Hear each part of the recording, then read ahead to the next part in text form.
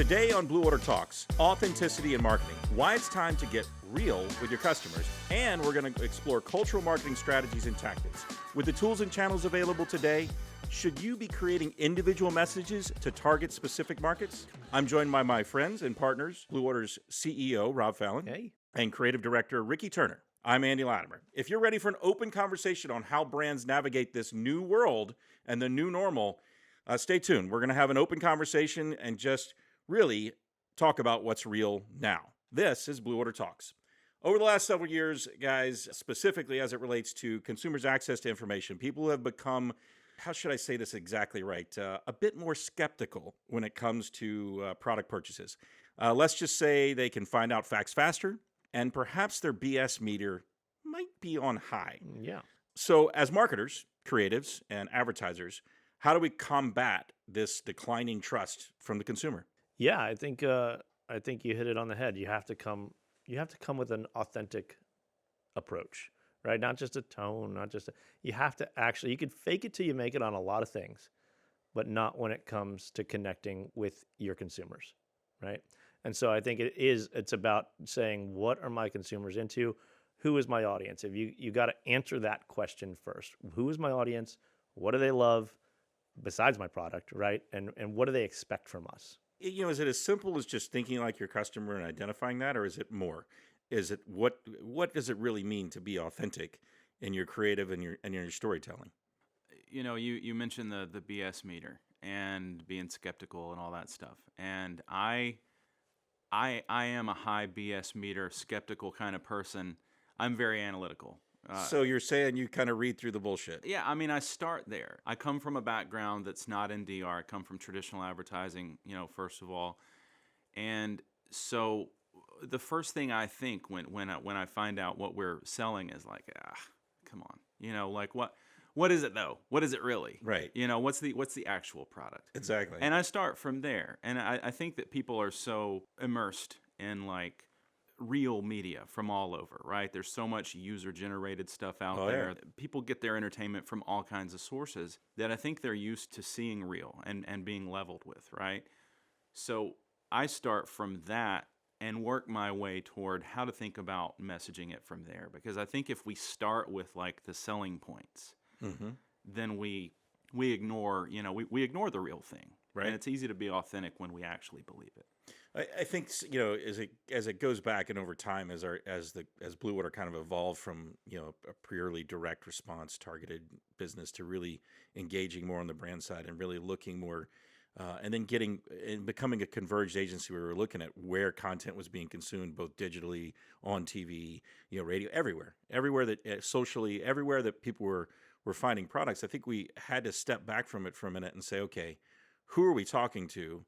And where are we talking to them, right? Because it started as simple as let's just identify who that consumer is and let's give a consumer profile. So we're speaking to Anna, or we're speaking to Jim, or we're speaking to Tom, or whoever that person we would identify.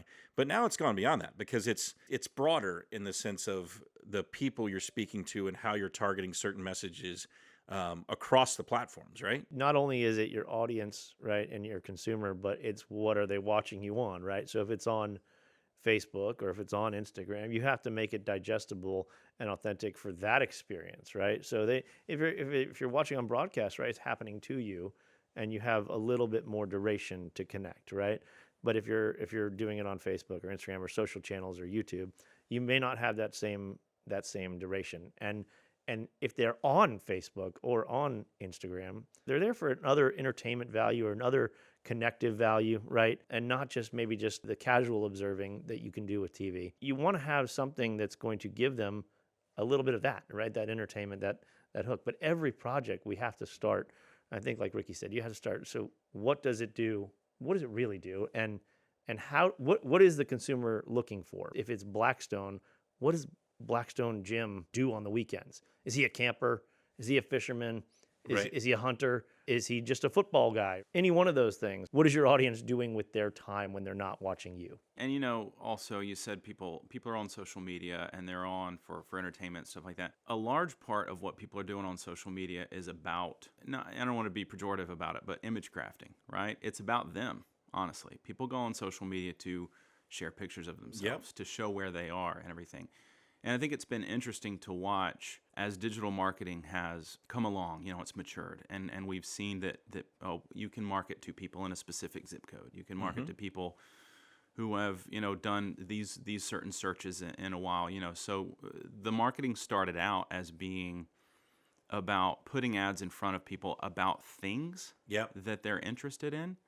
But I think that what we're moving into now, and what's important to connect with people for the authenticity play, is not just connecting with the right people based on the things that they like, but on who they are and Yeah. who they want to be, and to actually make it feel like, and not make it feel like in an artificial way, but to actually put products in front of people that represent or that share values, that type of thing with who people are. Because I think if you're going on a Twitter or a Facebook or an Instagram or something like that to show everyone who you are, getting ads for things that are about who you are Right. makes a lot of sense. Well, and I think beyond that, I mean, even as you start to get deeper into that question, what we've seen, and we started to look over the past few years and looked at tribal thought in digital marketing, tribal thought in marketing in general. This idea that people want to your point, they're creating the best image of themselves, right?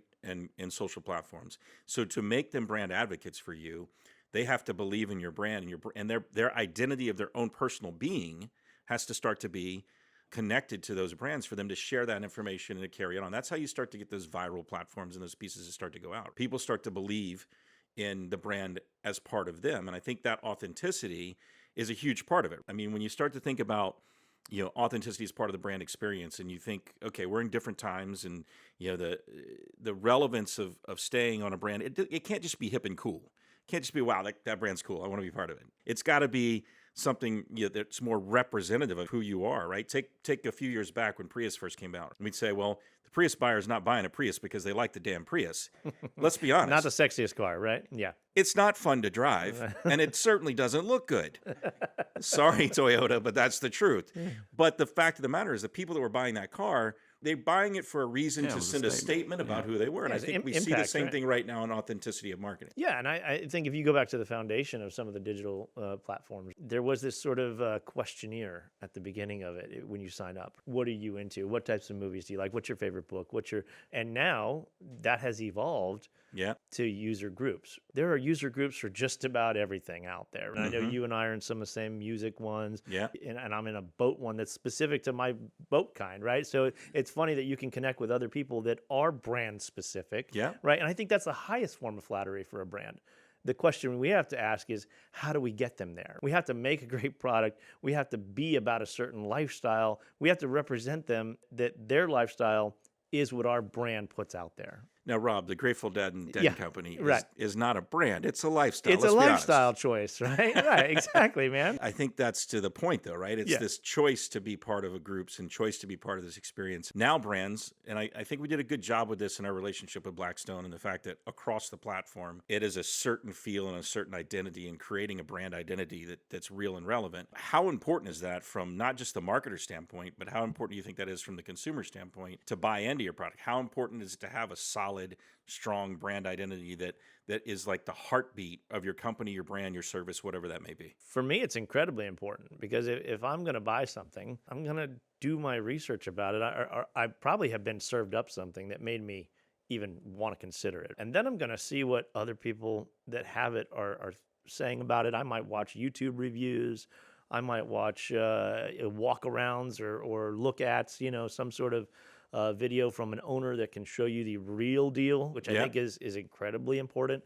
And I guess it depends on the price of the product. If it's something I'm into, I'm going to check it out. So you can't be surface level authentic. No, you have to deliver on the value prop below the first, hey, here we are, right? That's top, we talk about it all the time, it's top of funnel. That's the thing that gets people into the funnel. And then you've got that laundry list of trigger points, right? That happen. But yes, authentic up here. Yeah. And then, oh my, the people that are your champions, right, have to actually have what aligns with what your marketing says it does. Well, I think in today, right? I mean, in the great, what I would say the great age of direct to consumer marketing that we are now entering in, certainly the world changed, and because of COVID, more people are working from home and that transition. it's even more important now than ever to be connected with your customers and capture those customers and those customer relationships for a long period of time.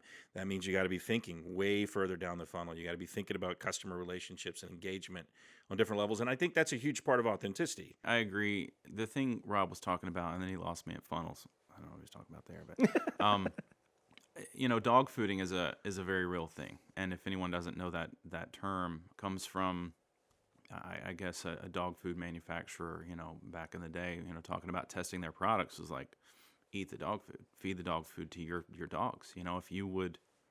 If you would do it, then you believe in it, right? Right. And so dog fooding is a term where people basically use the product. And I think that one of the biggest sort of metrics for what I feel like potential success is that when we get a product in and we're all like, have you seen it? Have you seen? I want one.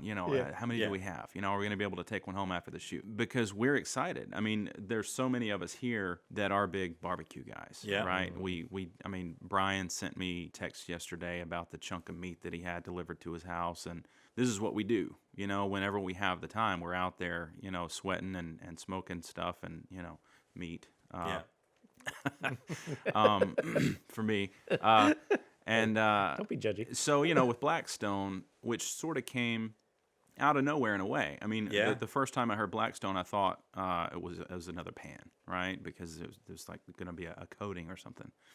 And then I heard about what it was, and we saw them, and we were all just like, oh my God. Yeah. And we got excited about it. We got excited. We got all up into the benefits of this thing. And we wanted to tell people. Yeah. And I think to your point, like the same thing, like when we get new products in, I think the funnest part is trying them at first. Like there's the one that Rob and I are just working on that we've been trying and playing with that we can't talk about yet. Yeah. That absolutely, after I used it first and then he used it. And Ricky used it with me, and the two of us had this experience. It was like, oh my. The excitement around it. When we first did pressure cookers, it was like, bam, yes. Holy oh my God. cow, that worked. It was like it worked. It not only worked, it worked really well. Yeah. And when we did Wolfgang Puck's Pressure oven. Yeah, there's people still talking about using that all the time. Every Thanksgiving. Won't cook a Thanksgiving turkey any other way. Yeah, and right. we did that like 5-6 years ago. Yeah, it becomes more than that. Once we realized it was a meat machine and it cooked the best meat. You were like, and I think that point to you. I think the authenticity of our experience and caring about the product and getting engaged so deeply with one that you love it and that you want to tell people about it, that's what the authenticity we got to get across to in our storytelling. I'm an 80s kid, right? So one of the biggest insults when I was growing up was probably you're a poser. And I feel like you can't be a poser in today's marketing world. Right. You can't. Yeah. You got to dive in, right? I mean, what do you want to be? You want to be the guy who actually believes in his product? Or do you want to be the guy that puts crap out there and hopes a bunch of people spend money? Well, it's beyond not being a poser. Don't be a sellout either. I mean, you got to believe in the product. And I think you have to, from a marketing standpoint, you have to be able to make creative and storytelling that's relevant to the brand, relevant to the consumer, because it really is. We're creating a relationship. Yeah. Now, you're not creating a sell point, whereas so much of marketing since, in the last 20, 30 years has been, let me drive this to you, get you to buy it, and then quite frankly, I don't give a shit about you after it. Has been like the position a lot of the companies. And now I think companies now realize it is about a longer term relationship, and it's about not just that, but how they're perceived, beyond it. And that's huge. And I think consumers are starting to have that same call. The relationship management, and I know it's a whole nother topic, but once you have that consumer, keeping them there, and if you can do authentic content over and over again, check out Yeti Films. Check out Blackstone. Check out Blackstone, right? I mean, it's out there, and there's always something new being served up. Here's another reason you'll love this. Yeah. One more point too about so the Wolfgang oven you brought up. Yeah. And, to oversimplify, kind of what happened there, there was a show and it was kind of... It was okay. It was working. It was doing all right. It came to us to improve it. And I think that, we can talk about marketing things down, to consumer, because that's what we do. But we also up to the client, right? We have to, I think, authenticity in what how we feel about the product and how we become engaged in it and what we think is going to sell It's our duty, and it's what we do here to Yep. communicate that back to the client and say, you've got this wrong. You said the thing about once we figured out this is a meat machine, Yeah. right? They weren't selling it as a meat machine. Nope. And we filled that show with meat. I mean, it was just like one roast going in after another, one juicy cut after another, and the show, It worked. It worked. It Yeah. changed, and that was our advice, and that was based off of, again, dog fooding the product and figuring out, what do I care? Well, it also comes from years of experience of knowing like that the consumer in a food show specifically, like people ask all the time, why are there so many steak cuts in your shows? Why do you cut 5 steaks in a show? I'm sorry, my phone was ringing there. Because the old line is because the phone rings when we cut the steak. That's why. Yeah. It's having the data and the empirical data to show you over multiple shows and over multiple years of knowing exactly what works in these types of shows. That comes from experience. Now, I think what's cool about today is all that experience and all that understanding of what makes the consumer respond and react, especially in this direct-to-consumer world today. Now, if you take all that knowledge and experience that we've seen in long-form, short-form, television, responsiveness online, and then you apply it to today's marketplace, that's where it really gets cool, right? Right. Because you can be authentic, but then layer in the triggers that cause the consumer to buy.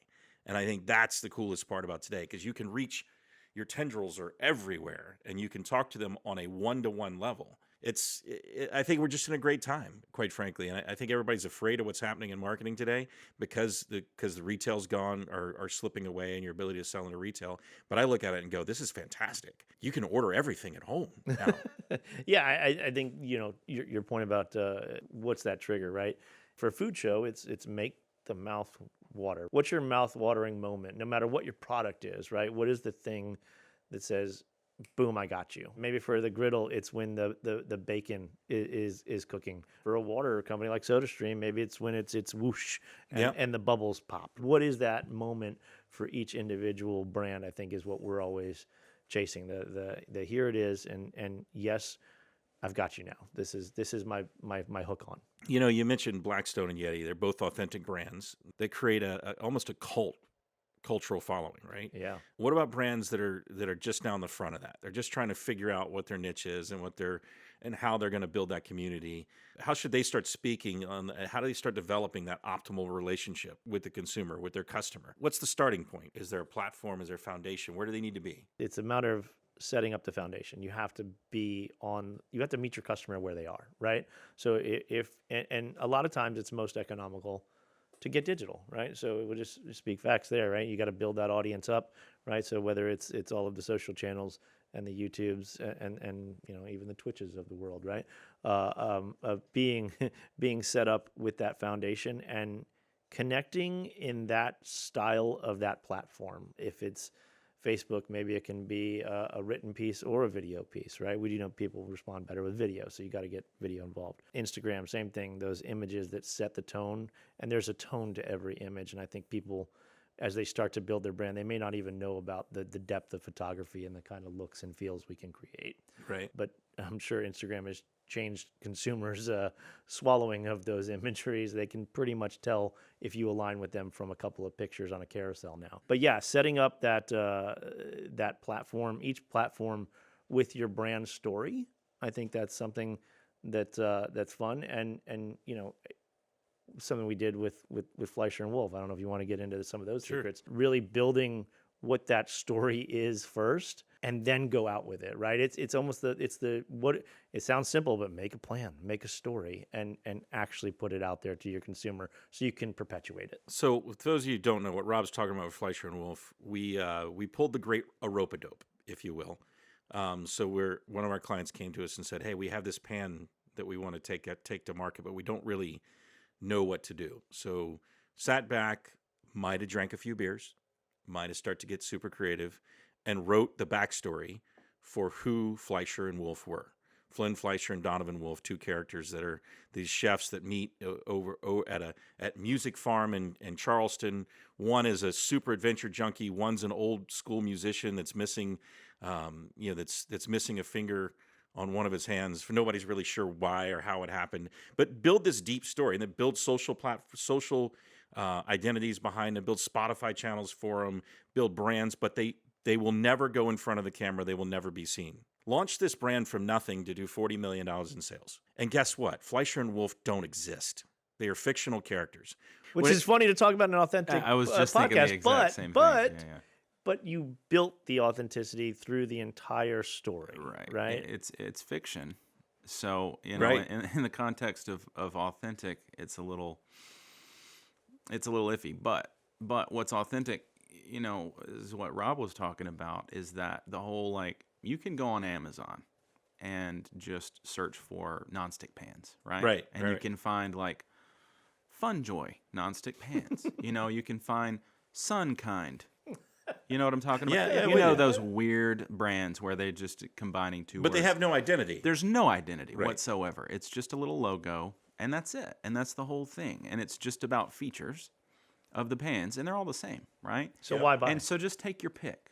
Which one? You know, there's 50 results. They all seem to have the same claims. Some of them are identical, identical pictures. Which one are you going to buy?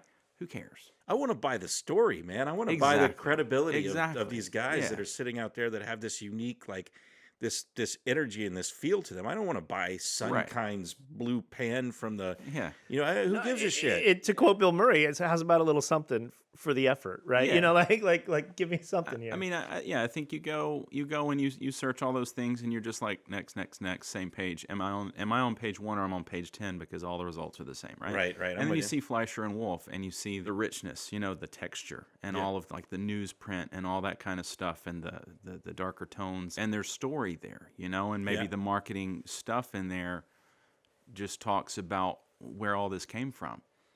And I think that the consumer doesn't even necessarily have to believe it. Right. They want to like it. I think they want to, though. They want to buy into it, and they want to like it, and They want the- to like it, Yeah. at the very least. And they want that representation to be Yeah. about them. That's what's so lost right now. I mean, for so many out there trying to market products today, right? They're sitting here and they're going, well, you know, here's the features of the damn product, and the features are XYZ. And then we get into benefits. What about the benefits? Now we can probably say that benefits are far more important than features. But even beyond that, they want to believe in the brand, and they want to believe in the company behind the brand. I think there's a stat that I was just reading. Studies today suggest that today's consumer wants products and companies that align with their values, that align with their beliefs, that align with who they are. 83% of those 18 to 35 saying it's important that it identifies with their values. 73% of those 35 to 54 agreeing with them, and even 60% of those 55 up wanting the same. And we know those 55 and up guys, I'm sorry, but you haven't really give a shit the whole time. We get it. But now we're at a point where there's a social responsibility, and I think that's good. Yeah, I think we're starting to make that move. You got to stand for something today if you're a brand. Like, you have to be willing to draw your line in the sand. And I feel, again, the great give and take of social media, right? Where there's less in the middle. Like, and I don't want to get political right now, but Right. the same thing has happened, and it gets down and filters down into the brands, right? So people are saying, I won't buy these pair of shoes, or I won't buy this type of brand because they won't stand up for blank. Yeah. That's what we're doing with authentic marketing. Voting right? with your purchases. You at have, this yeah, point, right? exactly. Voting with your purchase. And if 83% of people say, hey, yeah, I want to buy from companies that align with my values, is that shocking? Probably not shocking, but something to remember, right? Because you have to say, this is what we're about. But you know what else? It's new. It's new. This whole thing is a new thing, because, like, so I saw the funniest thing a few weeks ago on social media, and it was like, which of these dinner plates, you know, was on your table growing up? And there were 4 of them, and sure enough, you know, exactly our dinner plates. For us, it was the Corel Butterfly Gold or something like that. Gold and white. They had little butterflies around the rim. They were like brown. And, I think I had those too. Yeah, and then there was another that was like what my grandmother had, and it was like blue, sort of zigzag patterns around the edge. And I looked into it because I'm like, wow, is it really this universal? Because the response to that, you know, was crazy viral. And what I found out was that those plates, those dinnerware sets, were basically given away by grocery store chains, and Yeah. that's how people got them. And I think it was something like 80% of American households at that time had that dinnerware. Crazy. 80%. Holy Now, market penetration. yeah, no. So the thing is, there just wasn't that much out there. You weren't going online shopping. There was no online. You were Right. going, you could go to a department store, right? But you didn't have the Sun Kind and the Fun Joy in the department stores. You had a couple of brands. You had your, false graphs and whatever, kind of stuff. Or you just got it at the grocery store, which is what Right. nearly everybody did, right? And now we're so incredibly connected, and there are so many options, and everything is easy.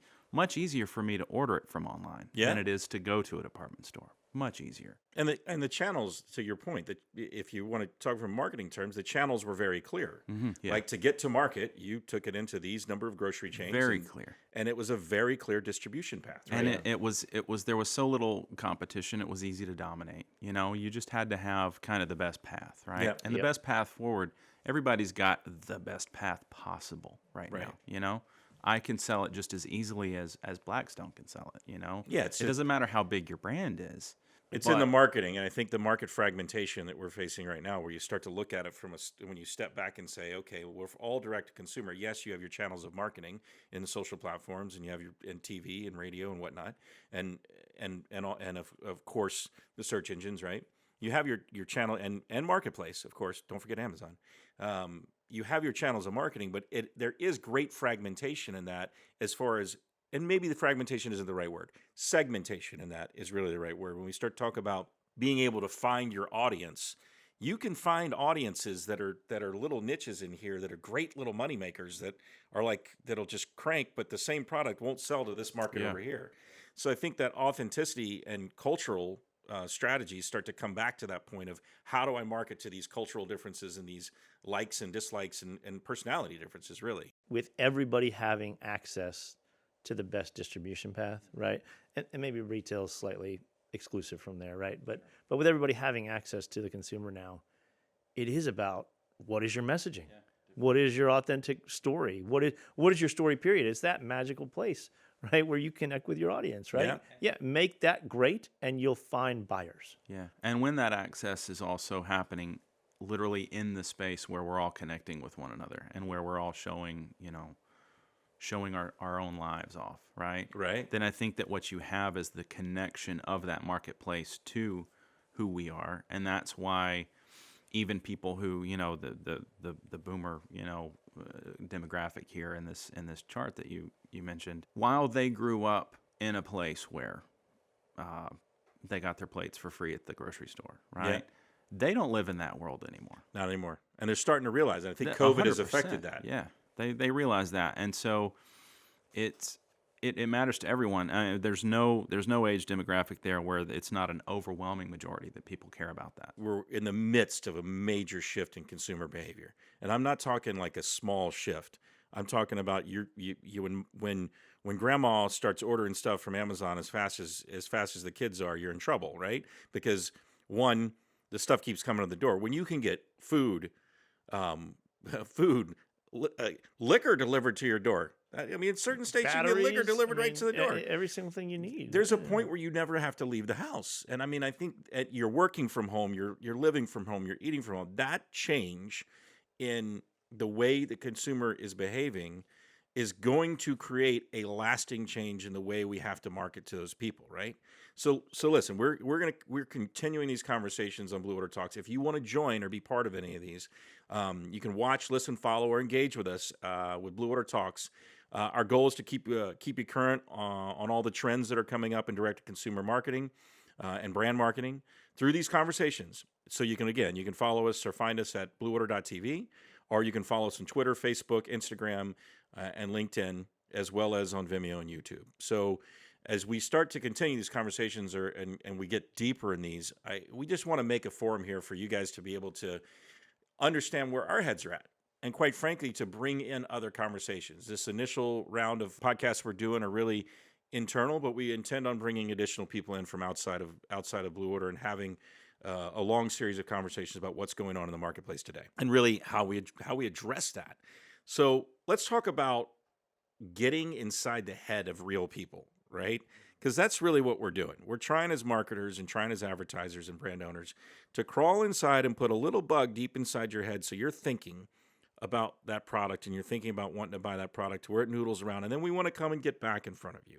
And we want to show you something else. And we want to take you down what we're calling the progression of the sell or the progression of engagement, where that consumer first finds you in the top of the funnel and when we say a top funnel, most of you guys get that, but from a top funnel standpoint, we're filling leads in the top.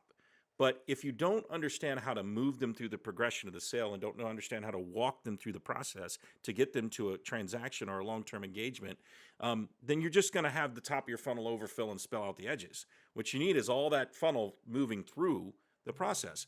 So getting back to my point is getting back inside the head of a real consumer. It's a lot more than just consumer demographics. It is. It's storytelling and being focused on being human, a real person, instead of I'm a company and here, buy my shit. Is there a right way to position a brand to market that audience? I mean, what do you say to this? Yeah, I think there's a couple ways that we attacked this from a tactical way, right? One of them was Christmas trees. That went to, I forget how many countries, but U.S., Germany, England, Australia, France, and all those different languages. And it became, on the front end, something that was really critical to understand the transcreation, right? You can't just make a U.S. English creative and expect it to work everywhere else in the world. And that comes down to so many details, because I think what we're fighting when we want to get inside of the consumer's head is what's going to take them away from watching you? What's going to make them not believe you? The consumer in my country might not believe that coffee cup was something we would use, right? That jacket wouldn't be something he'd wear. So I think those are you want to keep people from tuning out and saying, poser, right? Fake, not going to happen, right? So that's a process we have to go through from the word choice to the wardrobe to the sets and props, right? All of that has to feel aligned with what's inside the consumer's mind of what's real for them. It's a challenge though, because you're casting a broad net, but you're speaking now to specific audiences, right? You are. And I know we've seen it in the past, right? We've used humor in certain scenarios. If I think of some, currently that, and then we've done a lot of marketing to multi-language, to your point, right?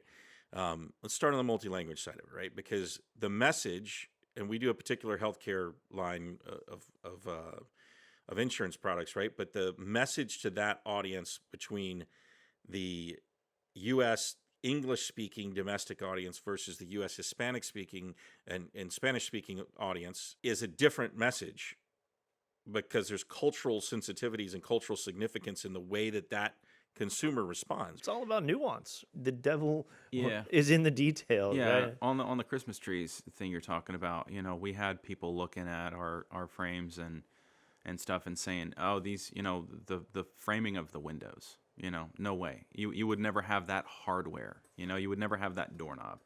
And I think that it's not necessarily the kind of thing that people are watching TV and saying, I'm going to take a look at the power plug. No, that's European. No, I'm not into this. Right. You're not looking for it, but when your brain sees it. Your brain on a very gut level, and I'm a very, very gut level kind of guy. I get really deep into that. Rob knows, he hears it from me all the time about food and everything else. Yeah.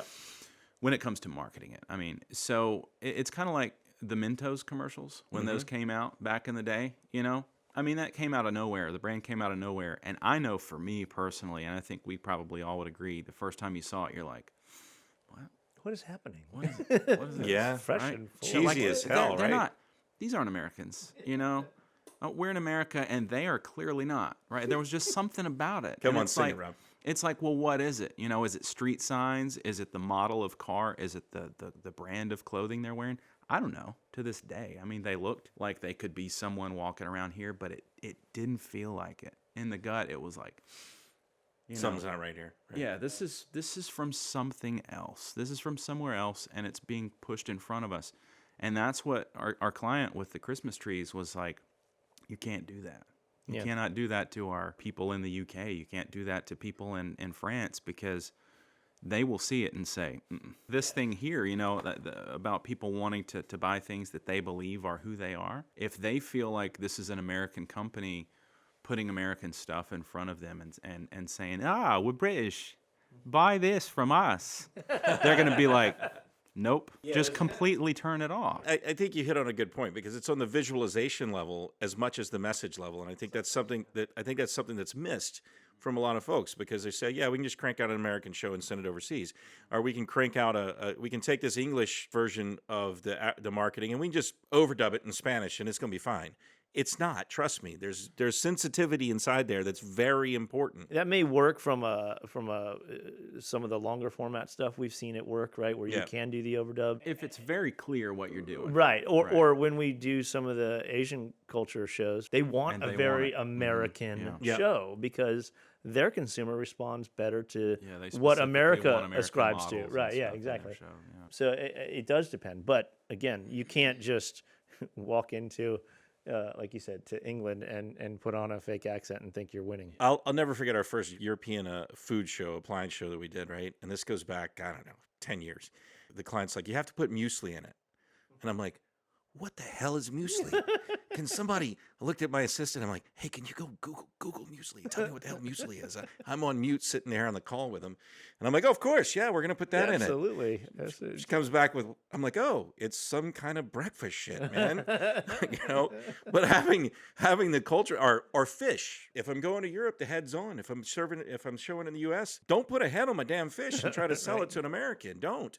There's little simple things like that just start to make sense. But then I think when you get deeper in the layers of decision making and path for certain groups, like who's, what is it, a patriarchal society versus a matriarchal society? Who's the most revered? What's the cultural significance of the way parents deal with children or grandparents and how they're positioned? Those little subtleties start to really, really matter. Yeah. So personalization, when we start talking about digital channels, can you striate that? Can you say, hey, I want to talk to different audiences? And how do you take a message that you're trying to talk to very different and distinct audiences and keep brand continuity when this person over here is going to respond one way and this person over is going to respond the other? How do I keep that brand continuity throughout it while still creating authentic messaging to that particular audience, that particular segmentation? That comes down to, again, multiple swings, right? We say when we're going out with a digital campaign, you have to have multiple lead-ins. Mm-hmm. So what is the first frame of your digital ad? Does it speak to the audience you want to put that in your buy? And maybe the whole ad is crafted for that type of audience, and you make a different ad that's crafted for another one. We work with a shoe brand where the messaging is different for the audiences we're trying to speak to, right? Oh, yeah. It is about multiple creatives. You're talking about Cheeks, right? Yeah, Cheeks, right. Okay. So we've got some of the audience for some of the older demographic buyers, and some of those ads are targeted towards maybe what they're looking for, which is comfort, but with style. And then some of the younger audience that we're going after, okay, I want color choices, and I want fun, and I want bounce in my step. Those things that are more feel-based creatives versus feature-based creatives. I think it's so cool because you can look at the separation of it and you can say, wow, this audience over here responds very specifically to this, and they respond very specifically to that, which gives you like this path to marketing to those individual demographics. And then you can take that same knowledge and apply it across multiple brands and how they're going to respond to it. And we have multiple types of creatives. We have a prospecting creative, right? And we have a retargeting creative. So it's like once they've seen it, what else are we going to give them, right? And what message is to come second. Yeah, it's hard to keep that authenticity in the consumer journey though, because you don't want to feel like I got you in, now I'm just going to hammer you. It can't be the same message. It has to be a progressive message, and it has to be something that's creating sticky, right? This is where I put on my sort of, skeptical hat and say, as much as I'd love to, act like we're experts and we know it all, I don't think it's so easy to say, yeah, you can split up and just, get this message out here in front of these, because people, they see the one that they're not supposed to see. Yeah, I'm with you.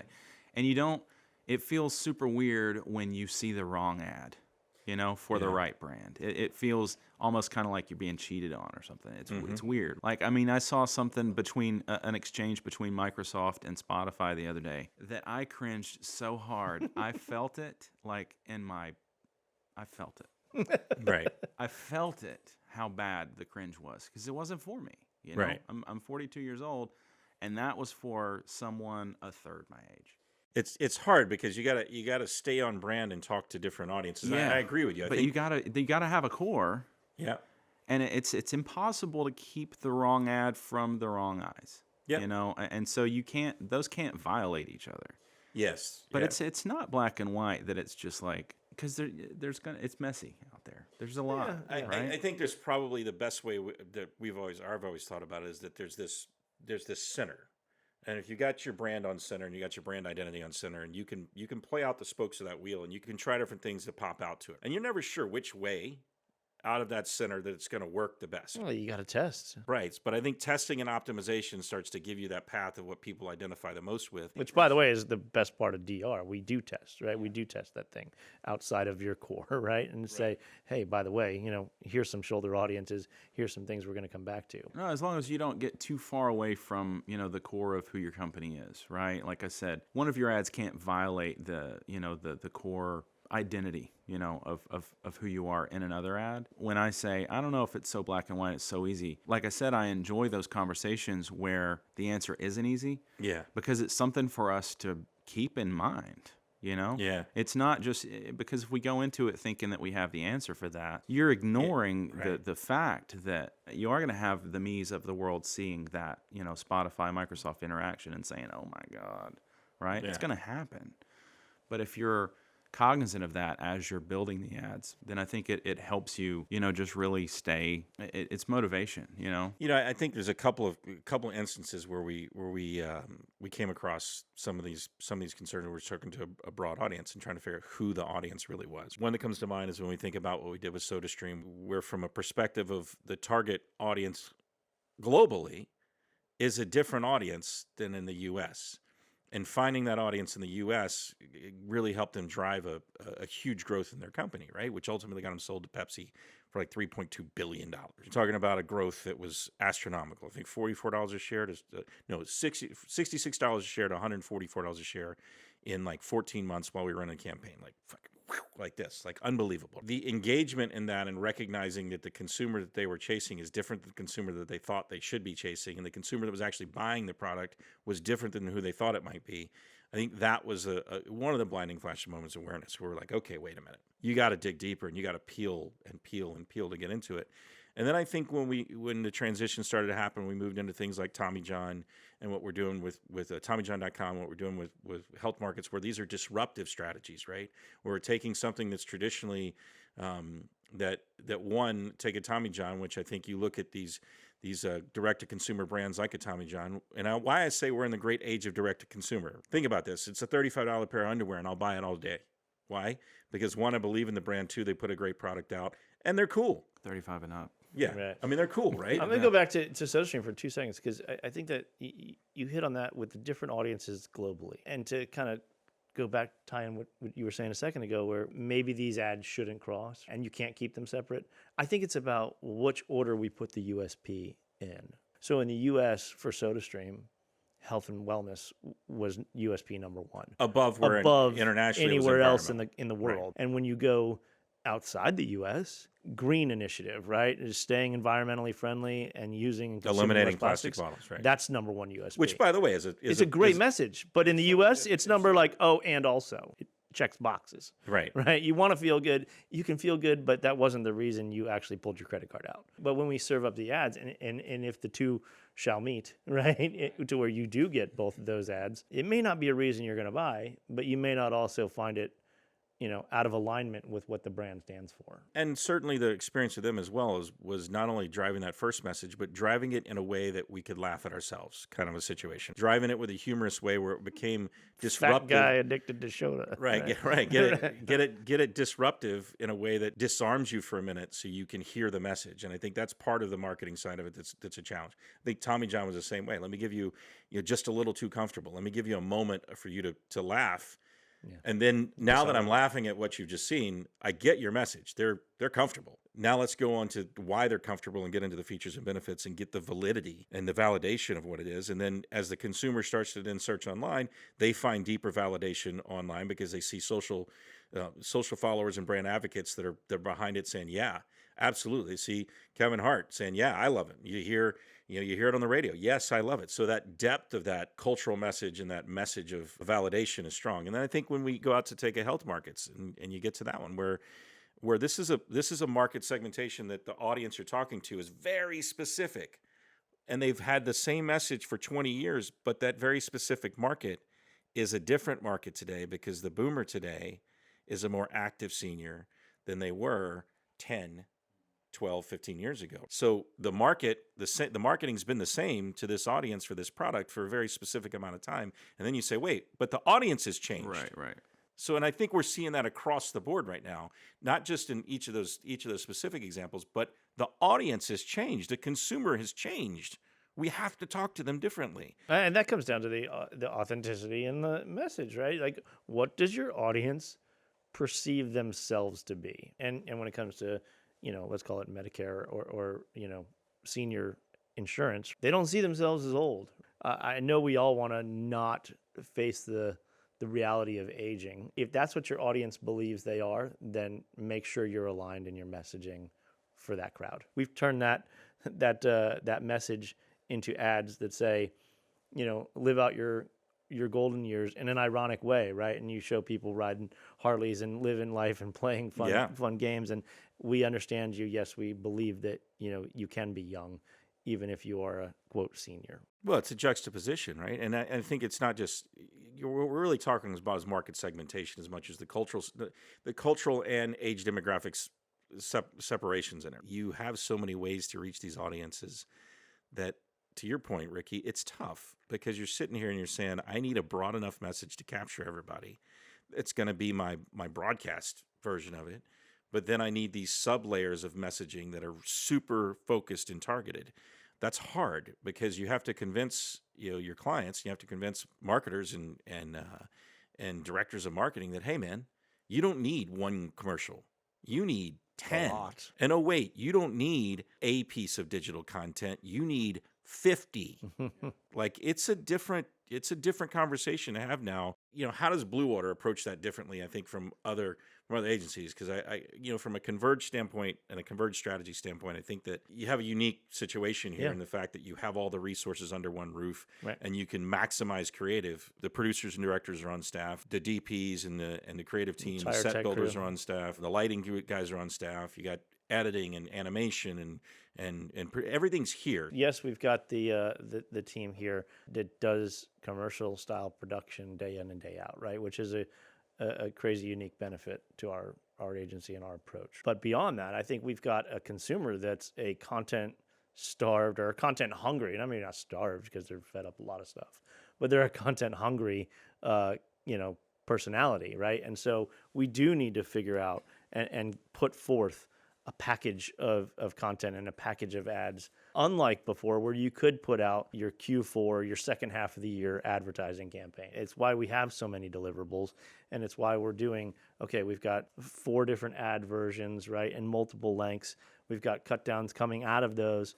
We've got a lot of digital variations of those. We're going to give you all the weapons you need, not just for this one airing or this, this timing of this airing, but this whole thing to get you through the season or through the year or through whatever. It's a constant content strategy. But it's the weapons you need. What makes us different is having all of the tools available. And, there's nothing like having the right tool. But there's also nothing worse than having the wrong tool. Yeah. The saying, to a hammer, everything looks like a nail. If I'm a freelance animator and someone says, I want to market my product, and I'm like, animation, figure out how to market this product with animation. Right. If that's all I can do, and I'll do my best, right? But maybe it's not the right tool.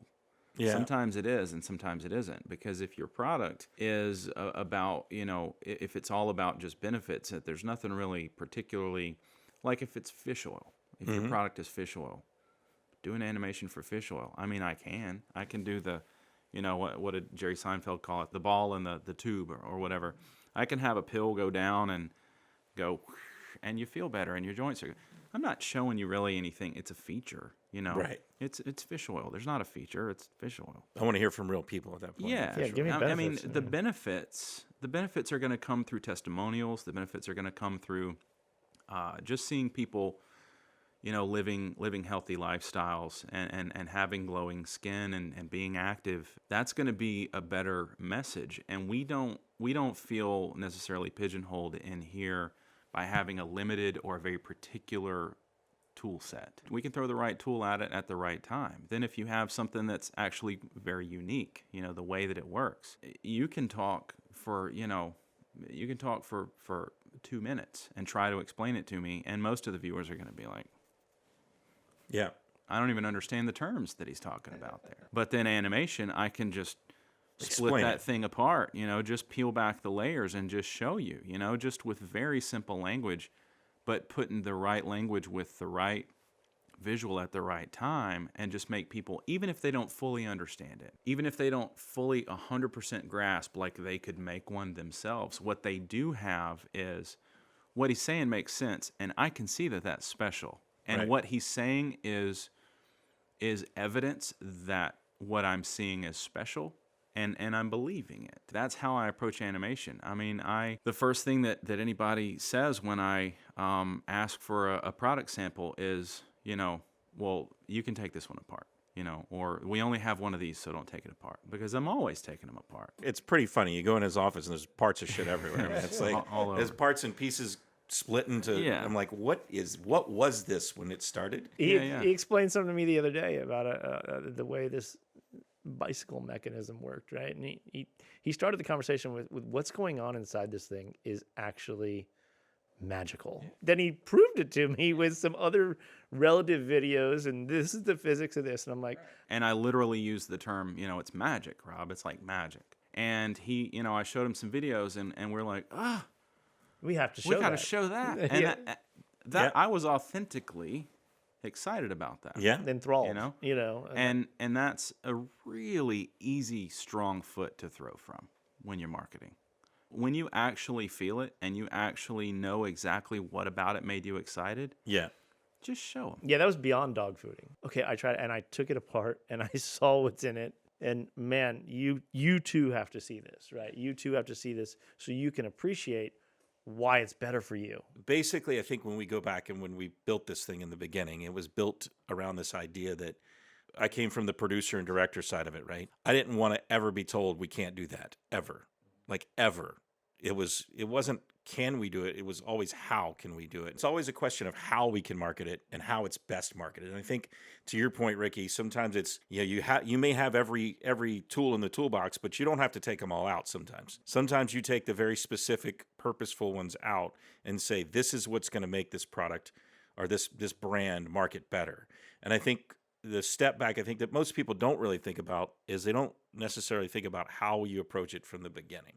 When you step back away from it in the beginning and say, not just how the product works and the inside functioning of it, but who's it for and what's the company for and what's the ultimate goal that we're trying to achieve? Are we trying to achieve growth in stock? Are we trying to achieve maximum sales? Are we trying to achieve brand identity and brand validity in these products? And I think Gina's in the back of my head going, what's your goal? Right? It's got to be, what's the goal? Right? Right. And I know, she would laugh if she was here, but that's the first and most important question she wants to know after every campaign gets, introduced to us. And so to your point, what does your client want to do? They want to increase stock value. They want to move a bunch of units. They want to get rich and sell it off. What is it? Let's look at it with that lens, but not the only lens. Let's look at what tools help us align on getting through that surgery. Yeah, I think over the years of doing this, we've done this, together, I guess, 15 years, give or take, somewhere. I mean, it's been a long time for all of us together, right? I think when we started out, it was a much more difficult world because we didn't have the tools. And quite frankly, weren't as experienced. Now we've got much more under our belts and have done much more. And it's touched so many products in so many different categories. And I think it's always fun when we get a new category or a new product, because if you want to know about how to sell a barbecue grill or anything in the outdoor cooking space, we got you. Right. You want to know how to Anything sell food- any appliance in the kitchen, we've got you. If you want to look at pet, I mean, we know pet as good as anybody else, and we can absolutely deliver it. And we know healthcare, and like these are areas that it took somebody coming to us and taking a risk the first time with us to say, hey, I believe you guys can take a different look at this. And the point of these conversations is to help people understand that this is how we take a different look at it. We step back from it and we see where you've been. We see where you are. We give a full analysis of what's going on in your space. And if you're curious at all, and if you want to know what we think about your campaigns or your products or where you are, call us, email us. I promise you this, we'll give you a free evaluation of where your situation sits, and we're going to give you some knowledge for you to walk away with. And that knowledge you're going to walk away with is going to make your company better. It's going to make your marketing better, whether you do it with us or not. And I think that's the honest approach we've always tried to take about it. You're going to leave here with something. We're pretty open kimono, open book, right? When you speak to us, there's no pretense about what we want to do is help you. And whether that you end up working with us or not, okay, we've been told no by some people, but at the same time, we gave you our honest feedback as to what we think can make you better, make you more money, build your business, because that's what we do. We build businesses. It's always a cool reflection to look back and think about all the people we've helped and all the companies that we've been able to grow with them and show how they're and really change the trajectory of people's lives. That's what it's about in the end. And I think from a standpoint of, for us, you want to talk about authentic, we have authentically cared about the effect that we've had on the companies that we've worked with. And there's nothing more proud than to sit back and look at those moments. Last words from you guys. I'll go back to Almost Famous, one of my favorite movies, right? Just looking for some real Topeka people is what he says there. It's when the guitarist, he goes out on this like walkabout and he's fed up with the bullshit, right? And he's just like, I want to connect with some real people, man, right? Yeah. And I think as it comes to this authentic message of your audience and where you are as your brand, go on the walk that the guitarist went on and try to connect with the people that are buying your products so you know how to be real with them, man. You sort of, one day you've grown up. You look back at your life. There's no point at which you feel like you've become an expert at something or, whatever like that. I've had some conversations recently with people, with clients, and with people who talked to people who came and had a talk with me and didn't end up working with us, right? Right. And this was just last week. I had this conversation, and my friend told me, I met with so-and-so, and they met with you. They didn't end up working with you because you're too expensive. And when I remembered who it was, I thought, I hope they like me, just like they love you. They just, their client just couldn't go for it. And it makes me feel good because I know when I had that meeting, I knew going into that meeting that they were not going to possibly pay for, what they were asking for. They just weren't on the same planet. But I still had the meeting, and I still really enjoyed telling them in an excited way, like what we could do and how we could approach this to try to fit it in there and just really giving them an idea for a plan. And maybe one day, Yeah. like right now, and she came in very clear-minded about that. It was kind of my client is making me look into this kind of a deal. But it feels good to look at moments like that where I realize I am enough of an authority on this that I can have this conversation, and even it is a great change of pace for me, and it's great to connect with people and to get excited about their projects. We love what we do, or we wouldn't be doing it. And we've been doing it long enough where we love to talk with people about it. It's all relationships. That's why we're talking now. You love what you do. Share it, right? That's it right there, man. I mean, I think you hit the nail on the head. And by the way, there's always a solution. Yeah. There's always a way to market a product inside of almost any budget. Yeah. It's usually doable. Almost. Right. Like you don't, $100 gonna be hard. Yeah. But going back to the right toolbox and saying, like, this is what's right for this product at this time in its cycle. And we've seen it over and over again when we started a product on a particular campaign and then expanded it and grew it into a brand strategy that took time, but it's been so cool, I think, looking back and seeing the tiny little brands that are now monsters that when they came to us, they were tiny, and we were able to help them grow in a real and meaningful way. And I think that's that lasting impression, because it does change and affect people's lives. So thank you guys both for your time and taking some time away from your day to have this conversation. We hope to have more conversations with you on Bluewater Talks. If you want to find more from us, you can check us out on bluewater.tv to keep up on the direct-to-consumer and brand marketing trends that we're discussing in these regular conversations. I suggest you can also follow us on Twitter, Facebook, Instagram, or LinkedIn. And of course, you can find us on Vimeo or YouTube and watch these and share these to where you want. And again, I think at this point in this great change in the consumer world, and this wild point we're at, where direct to consumer is now the number one way to market your product. You need companies that, if not us, then find companies that understand this converged strategy and understand what's going on across all the platforms. Because when you start getting into creating your product and creating your brand and creating your identity as your company, and it starts to get out there and you start to realize all the touch points, if you don't set the right foundation and you start pour money in the top, the funnel's going to flow away from you. Don't let that happen. Make sure you get with the right company and have good conversations. If you just want to talk about it, we're here to do that as well, and we're happy to have those conversations. It's what we've prided ourselves on from the very beginning, is that we're going to give you an honest look and an honest take on what we think you should do. If you don't listen, that's fine. Totally okay. If you do, and we work together, we look forward to long and wonderful relationships together. But outside of that, we just want you to have some good insight and to think about what's happening and making sure that you're finding authentic and culturally significant and culturally appropriate conversations to have with your clients and your customers, both on all platforms that you're engaging. I'm Andy Latimer, and again, this has been Bluewater Talks, and we look forward to seeing you guys next time.